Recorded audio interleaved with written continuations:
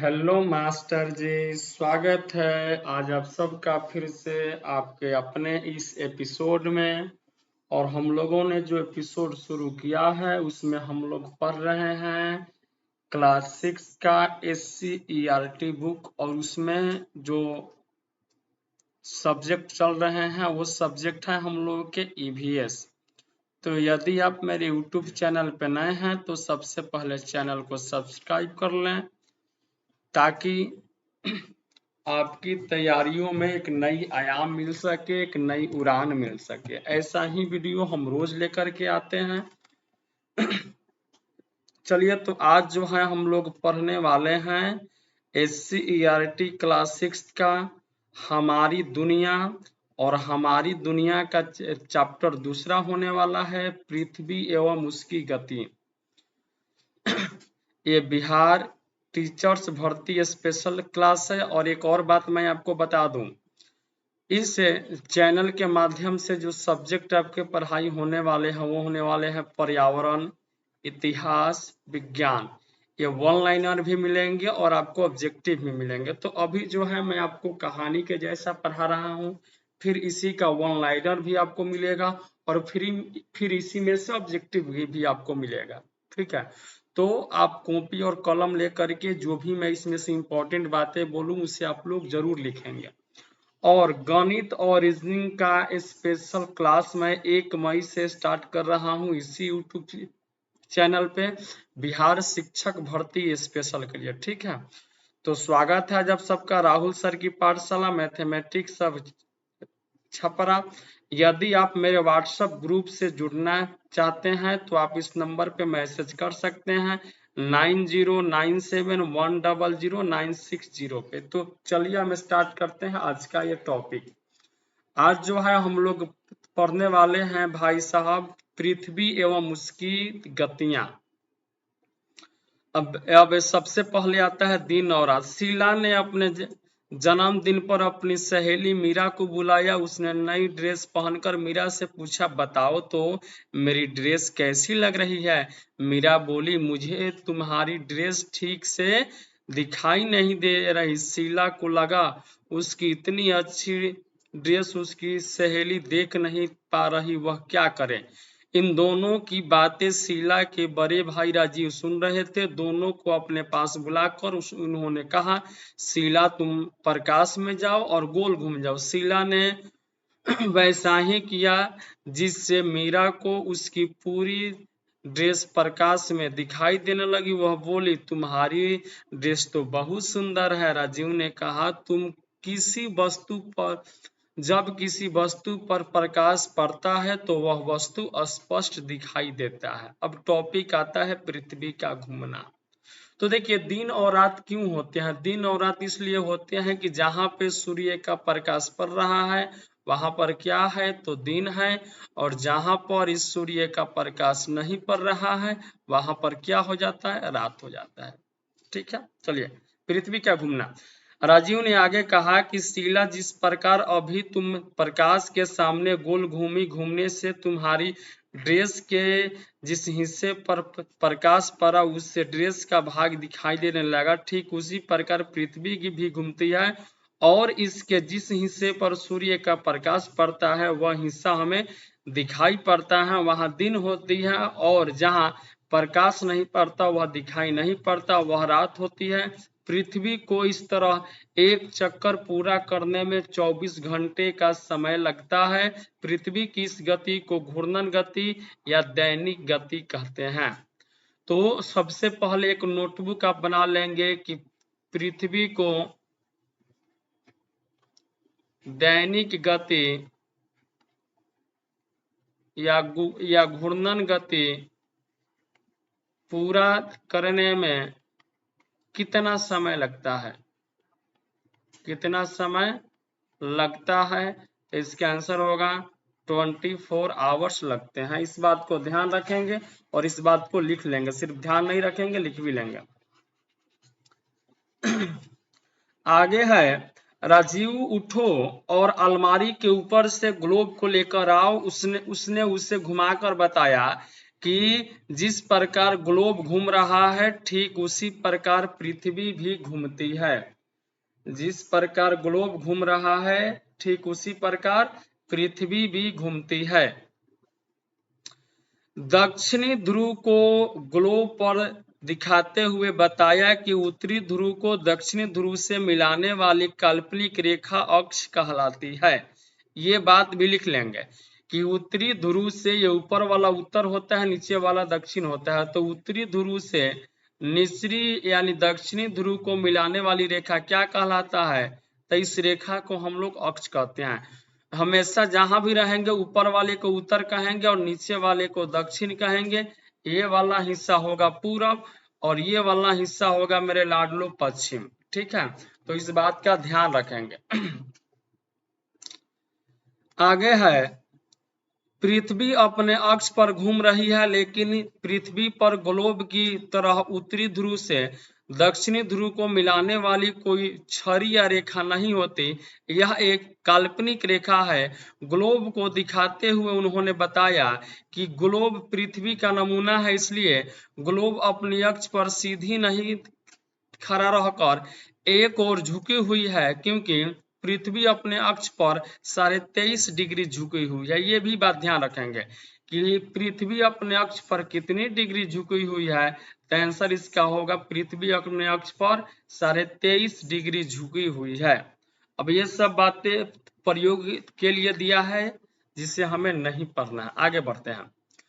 राजीव ने दोनों से पूछा, जरा सोचो अगर पृथ्वी घूर्णन नहीं करते तो क्या होता? शीला बोल पड़ी, सूर्य की ओर वाले भाग में हमेशा दिन होगा, जिससे उस भाग पर लगातार गर्मी पड़ेगी। दूसरे भाग में हमेशा रात होगा तथा हमेशा ठंडी पड़ेगी। घूर्णन गति के साथ ही पृथ्वी की परिभ्रमण गति भी जुड़ी हुई है। इस कारण ऋतु परिवर्तन भी नहीं होगा। अगर परिभ्रमण न हो तो ऋतु परिवर्तन भी नहीं होगा। ठीक है। राजीव ने शीला से पूछा, परिभ्रमण गति क्या है? तो शीला ने बताया कि अपने अक्ष पर घूमती हुई पृथ्वी 365 दिन में धीरे धीरे खिसकते हुए सूर्य का एक चक्कर पूरा कर लेती है। पृथ्वी की इस वार्षिक गति को परिभ्रमण गति कहा जाता है। यानी देखिए, परिभ्रमण गति को पूरा करने में 365 दिन लगते हैं, जबकि दैनिक गति को पूरा करने में 24 घंटा लगते हैं। दैनिक के गति के कारण ही दिन और रात होते हैं। ये बात ध्यान रखेंगे। राजीव ने कहा कि तुम दोनों ने आकाश में सूर्य को देखा होगा, ऐसा लगता है सूर्य पूरब से पश्चिम की ओर चल रहा है, क्या यह ठीक है? राजीव ने बताया, यह हमारी नजरों का भ्रम है, वास्तव में पृथ्वी घूम रही होती है, सूर्य नहीं। ठीक उसी प्रकार जैसे ट्रेन के चलने के दौरान हमें आभास होता है कि हमारी ट्रेन स्थिर है तथा बाहर की वस्तुएं पीछे की ओर जा रही है, पृथ्वी पश्चिम से पूरब की ओर घूमती है। इस बात को भी नोट कर लेंगे। पृथ्वी जो है मास्टर जी, वो हमेशा घूमती है पश्चिम से पूरब की ओर। सूर्य कभी नहीं घूमता, सूर्य तो बेचारा स्थिर रहता है, और पृथ्वी के घूमने के कारण हमें लगता है कि सूर्य जो है पूरब से पश्चिम की ओर जा रहा है, लेकिन ऐसा नहीं है। पृथ्वी पश्चिम से पूर्व की ओर जाती है। ठीक है, आगे, इसलिए सूर्य पूरब से पश्चिम की ओर जाता हुआ प्रतीत होता है। सूर्य की इस गति को आभासी गति कहते हैं। सूर्य की इस गति को क्या कहते हैं? आभासी गति। यानी जब हमें ये प्रतीत होता है कि सूर्य जो है पूरब से पश्चिम की ओर जा रहा है, तो इस गति को हम लोग आभासी गति कहते हैं। आगे देखिए, आगे दिया है, उन्होंने चित्र दिखाकर पूछा कि कौन सा चित्र पृथ्वी की सूर्य की ओर चारों परिक्रमा को दर्शाता है। मीरा बोली, भैया क्या इन्हीं गति के कारण मौसम एवं ऋतु भी बदलते हैं? राजीव ने हंसते हुए कहा, बिल्कुल ठीक समझी। जब पृथ्वी सूर्य के चारों ओर घूमती है तो एक बार इसका झुकाव सूर्य की ओर होता है, और आधी परिक्रमा करने के बाद तीसरी बार झुकाव सूर्य के विपरीत होती है। दूसरी ओर चौथी स्थिति में यह झुकाव न तो सूर्य की ओर होती है और न ही विपरीत होती है, जैसा कि इस चित्र में दिखाया गया है। ठीक है, तथा पृथ्वी सूर्य की ओर झुकी हुई हो तो देखकर बताओ कि पृथ्वी का कौन सा गोलार्ध सूर्य के सामने है। यह कहकर राजीव ने चित्र को आगे कर दिया। दोनों उस चित्र को गौर से देखने लगे। मीरा ने कहा, भैया चित्र के अनुसार 21 जून को, ये बात समझेंगे, 21 जून को जब पृथ्वी का उत्तरी गोलार्ध सूर्य के सामने होता है, उस समय सूर्य की सीधे किरणें कर्क रेखा पर पड़ती है। इस कारण उत्तरी गोलार्ध का सबसे अधिक हिस्सा प्रकाश में रहता है। यही कारण है कि उत्तरी गोलार्ध में दिन लंबी और रात छोटी होती है। देखिए जी, उत्तरी गोलार्ध, अगर हम इसको पृथ्वी मान लें और इनके बीचों बीच अगर हम इसे 0 डिग्री अक्षांश रेखा मान लें, तो अगर हम इसके ये वाला हिस्सा है उत्तर का यानी उत्तरी गोलार्ध और ये वाला हिस्सा है दक्षिण का यानी कि दक्षिणी गोलार्ध, तो ये विषुवत रेखा से जब हम लोग 23.5 डिग्री ऊपर जाएंगे, तो जब 23.5 डिग्री हम ऊपर जाएंगे तो इस रेखा को हम लोग बोलेंगे कर्क रेखा। कौन सा रेखा मेरे भाई? कर्क रेखा।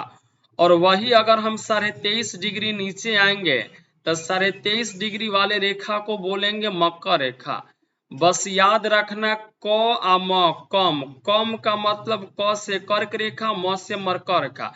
पहले क है तो ऊपर में कर्क रेखा, तब म है यानी नीचे 23.5 डिग्री आने पे मकर रेखा। तो जो कर्क रेखा है, देखिए भारत जो है अपना इसी उत्तरी गोलार्ध में स्थित है। तो जब भारत उत्तरी गोलार्ध में स्थित है अर्थात उससे भारत के 8 राज्यों से कर्क रेखा होकर के गुजरती है, और ये जो कर्क रेखा है इस पर 21 जून को सबसे लंबी दिन होती है। तो जाहिर सी बात है कि जब उत्तरी गोलार्ध में 21 जून को बड़ा दिन होगा तो दक्षिणी गोलार्ध में 21 जून को क्या होगा? छोटा दिन होगा। मेरे भाई इस बात को ध्यान रखें। चलिए आगे बढ़ते हैं। आगे है, हमारे देश के इसी गोलार्ध में ही है न भैया? हाँ सही कह रहे हैं। हमारा देश कौन से गोलार्ध में है? उत्तरी गोलार्ध में है। और हमारे देश के 8 राज्यों से कर्क रेखा होकर के गुजरती है। इनको याद कर सकते हैं।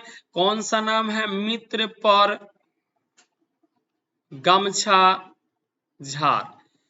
मी से मिजोरम, त्रिपुरा, पश्चिम बंगाल, राजस्थान, गुजरात, मध्य प्रदेश, छत्तीसगढ़ और बन गए झारखंड। 1 2 3 4 5 6 7 और 1 8। ये ध्यान रखिएगा।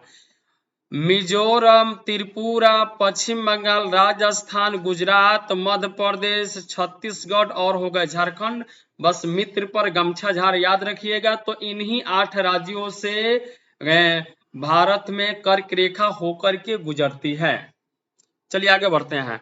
देखो, उत्तरी ध्रुव पर सूर्य का प्रकाश लगातार 6 महीने पड़ता है, जिससे यहाँ 6 महीने लगातार दिन रहता है।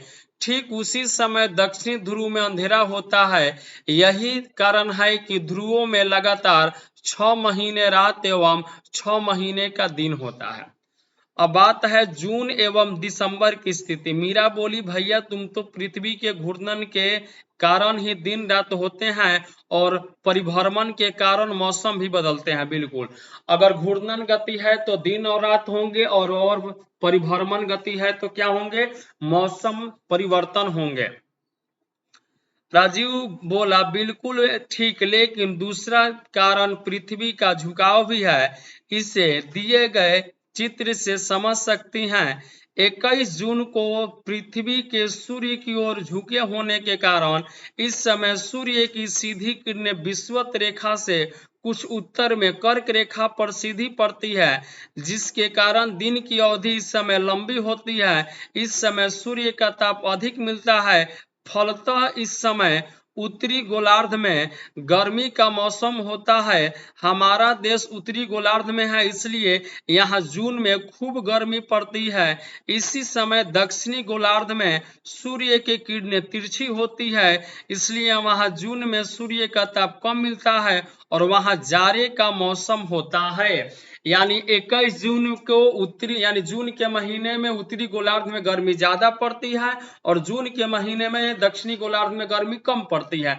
रीजन यह है कि जो सूर्य की किरणें है वो विषुवत रेखा से उत्तर में यानी कर्क रेखा पर सीधे पड़ती है। इसी वजह से 21 जून को उत्तरी गोलार्ध में सबसे बड़ा दिन होता है और 21 जून को दक्षिणी गोलार्ध में सबसे छोटा दिन हो जाता है।